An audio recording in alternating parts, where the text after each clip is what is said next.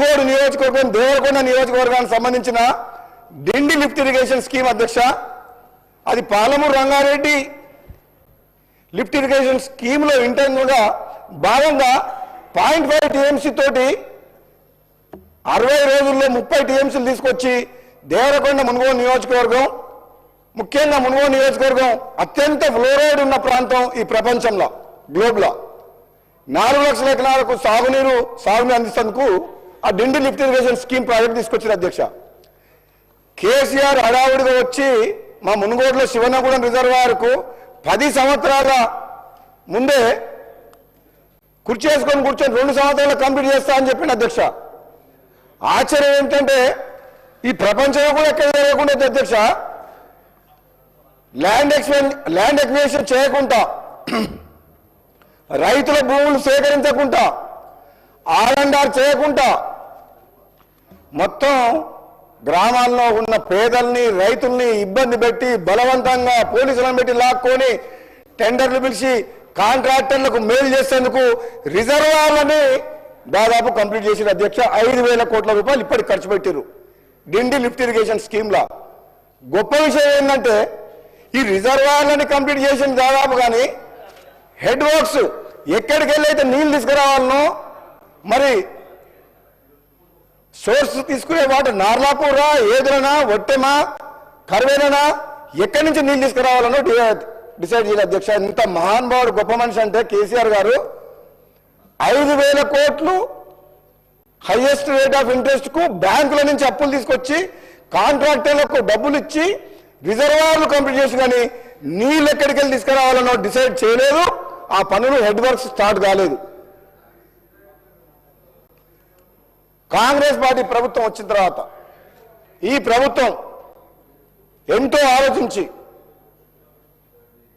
Irrigation శాఖ మంత్రి ఉత్తమ్ కుమార్ రెడ్డి గారి నాయకత్వంలో మా అందరి కోరిక మేరకు ఈ ప్రజాధనం వృధా చేసి ఈ ప్రాంత ప్రజల కష్టాలు కూడా పోలేదు, మీరు వెంటనే చర్యలు చేపట్టాలంటే ఉత్తమ్ కుమార్ రెడ్డి గారు చొరవ తీసుకొని ప్రత్యేకంగా ఒక నల్లగొండ జిల్లా వాసిగా, మాజీ పార్లమెంట్ సభ్యునిగా,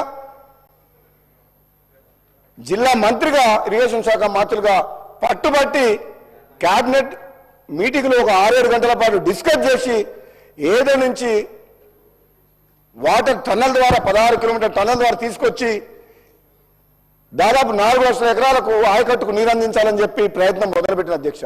మీ ద్వారా ముఖ్యమంత్రి గారిని,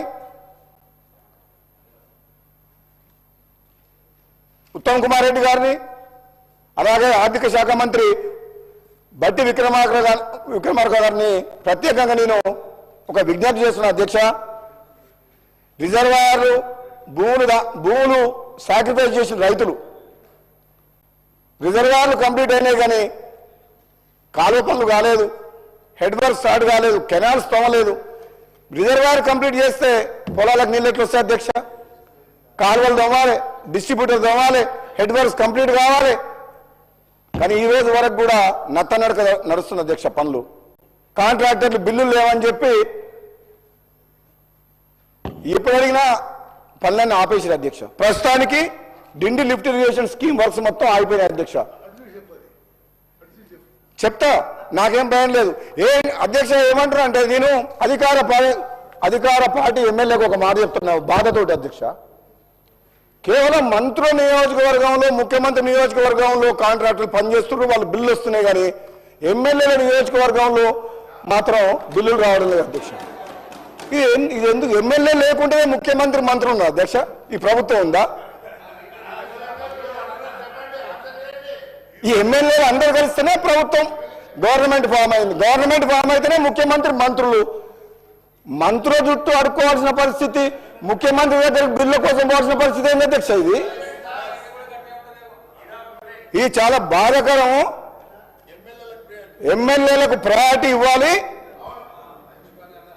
ఏదైతే మీరు టాప్ ప్రయారిటీలో మీరు అధ్యక్ష, గతంలో కేసీఆర్ గారు కానీ వాళ్ళ ప్రభుత్వం కానీ హరీష్ రావు గారు కానీ ఎప్పుడు కూడా ఉత్తమ్ కుమార్ రెడ్డి గారు ఏదైతే పనిచేసే విధానం ఉందో, ప్రభుత్వ సొమ్ము, ప్రజల సొమ్ము, ఒక్క రూపాయి వృధా కాకుండా, అవినీతి జరగకుండా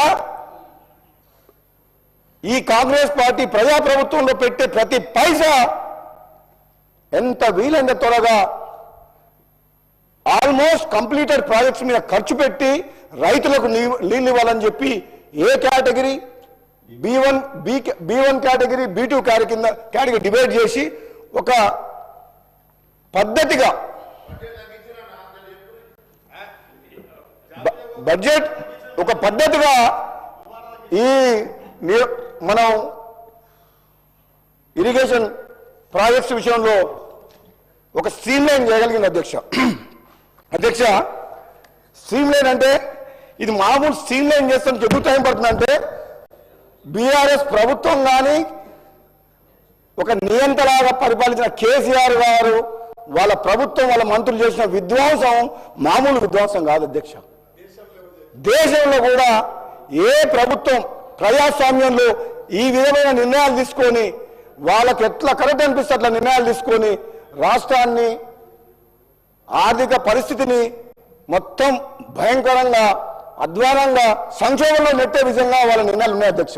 కానీ గవర్నమెంట్ వచ్చింది, బాధ్యత ఉంది. కాంగ్రెస్ పార్టీ తెలంగాణ ఇచ్చింది, కాంగ్రెస్ పార్టీ పేదల పార్టీ, ప్రజల పార్టీ.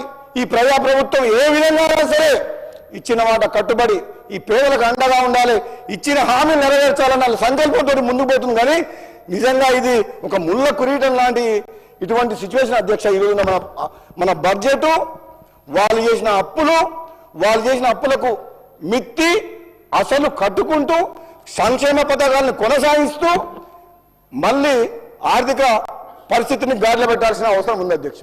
ఇది మామూలు విషయం కాదు. కానీ ఒకటే నేను ఉత్తమ్ కుమార్ రెడ్డి గారిని అడుగుతున్నా,